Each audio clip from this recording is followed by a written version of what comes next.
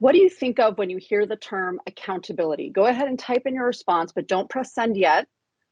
And again, the question is, what do you think of when you hear the term accountability? I'll wait a few seconds for people to type in their responses.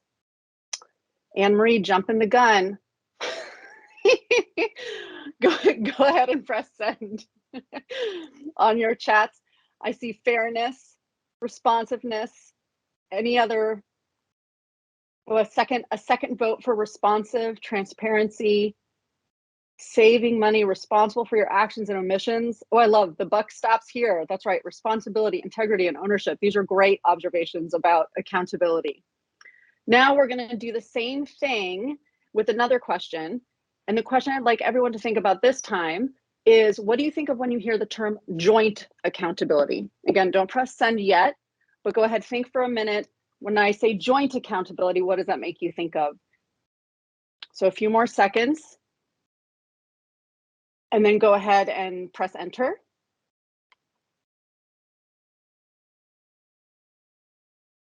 Collaboratively, collective action, shared responsibility, community. Yes, already you can see like the tone has changed a little bit from do what you're supposed to, the buck stops here, these kinds of things to, all right, we're all going to do this together. We're going to share in this together. All stakeholders take responsibility. Yeah, that's exactly right. So this tone, the tone around the term has changed already. These are great. Go ahead, next slide, please. So with FP 2020 and FP 2030 galvanizing commitments for FP at the global level, collectively, we're now in a position where those global commitments must be localized. And by localized, that really does mean from global to regional to country to subnational and down to community levels. We also know that accountability depends on effective relationships between various stakeholders, and these can ebb and flow over time and distance. And in most contexts, these accountability relationships are weak, inconsistent, or not understood or acknowledged. And the result being that there can be little to no accountability for commitments that countries make on a global stage.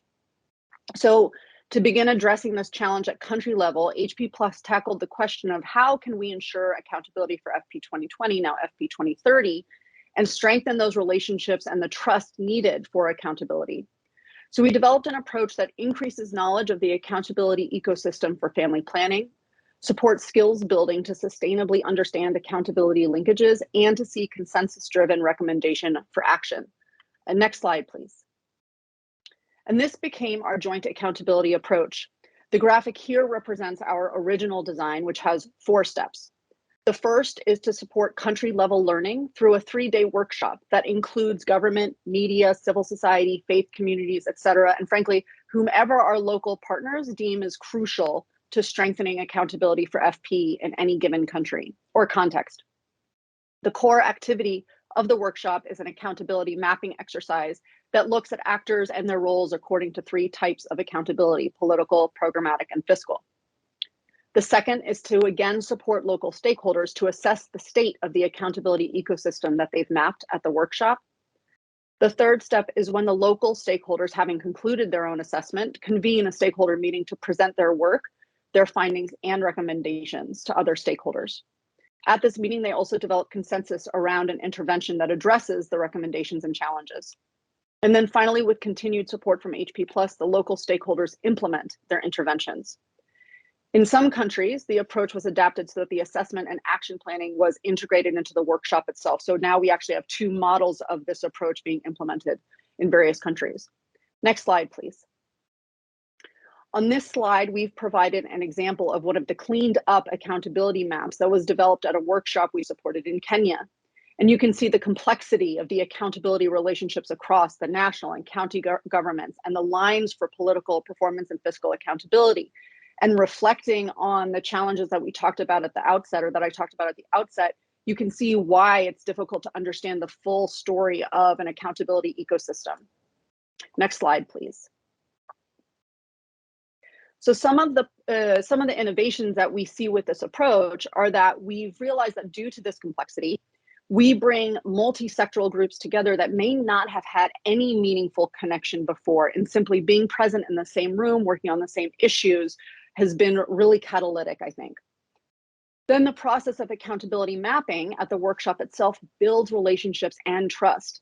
Participants develop respect for one another's expertise as they share their knowledge of their sphere of influence with the table and the other participants.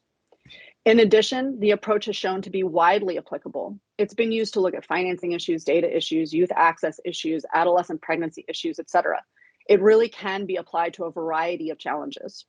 And finally, its ultimate focus on catalyzing locally led action to improve accountability, I think, is what's going to contribute to the sustainability of this approach in the future. Next slide, please. So I've grouped our results into two different categories. I won't read through all of these, but the categories are monitoring commitments and catalyzing action. And as I alluded to just now, this approach has been used to monitor many different commitments from national level to subnational to community level, from financing to youth to messaging. And the approach has catalyzed local action to strengthen data collection and use at local levels, to improve messaging for family planning, to better coordinate for accountability at the national level, and to add key indicators to data platforms. I've also provided, oh, go ahead, next slide, please. Sorry about that. These are the catalyzing action ones. And then go ahead, next slide, please. So I've provided a couple of links as resources here. So that's my prepared remarks. I love talking about this stuff. So please feel free to ask me any questions. I could go on and on about it, but I'll stop and give you all a chance to ask me any questions that you may have.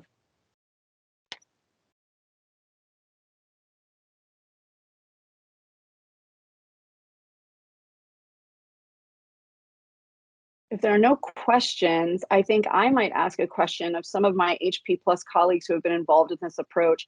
I don't know if Ann Jorgensen is on the line, but I see Sarah Stratton. And one of the questions that I've often, oh, hi, Ann. Ann is there. This is great. So one of the questions that I've often been asked about this approach is, how is this different from what is done to do stakeholder landscapes for advocacy? How is this different from, your advocacy approaches and the lead up to an advocacy strategy and what have you? So Ann or Sarah, could one of you, share your thoughts, given your broad experience in advocacy, how do you see it different? Well, I'd like to share how we really see it as complementary. I think the first picture that you showed on this presentation was from a group of women that we were working with in Pakistan, and they were working on advocacy for implementing properly the costed implementation plan at state levels, and particularly were concerned about the inclusion of youth. So the mapping of accountability relationships between funding relationships and programmatic responsibilities, I think, was really an additive for them to translate what sometimes typical advocacy targets are to those who are more responsible for implementation. And I think getting into those weeds and really looking at the relationships between the national and the state was something they might not have done before, and they found that it was particularly helpful in their work. They coined the phrase, this is where advocacy is. So this is the kind of mapping we need to do. So happy to, do you have anything else you'd like to share, Sarah? I think the point I would drive home is just the understanding of who the decision makers are. And through the mapping, the different types of accountability, you can really hone in on who those decision makers are if your purpose is to really do a lot of advocacy. And I think it's also important for advocates to understand the differences and the similarities between advocacy and accountability. I think many people are probably familiar with power mapping for advocacy, and that is what this is not. This is not so much about who has power and who has influence and who has knowledge, but it's more about who is responsible for implementing or monitoring certain commitments, and how can we actually engage with them to be able to help them fulfill their responsibilities in oftentimes changing accountability environments during decentralization. So back to you, Allison. Do we have any questions? Thanks, Ann. Thanks, Sarah. Feel free to type questions into the chat, or I think you can go ahead and unmute if you've got a question. If you prefer to raise your hand, we can do that as well. One of the other components I think about this as I wait for questions to come in, I guess, is that one of the interesting things about this approach is that we developed it initially building off of the work that HPP had done with groups of women leaders. And so at the outset, it was really lovely because we were working with groups of people who were familiar with each other, had already been introduced to these collaborative methods of working together across different sectors and those kinds of things. And so it really provided an excellent, ground on which to build this approach. And what we've learned as we've moved on from working with those initial groups of women leaders is that the participatory nature of the approach really has been able to be applied to additional groups who may not have had that collaborative relationship before. So if there are no more questions, I'm not going to force anyone. But I think we can turn it over to our next speaker. Thanks, everyone.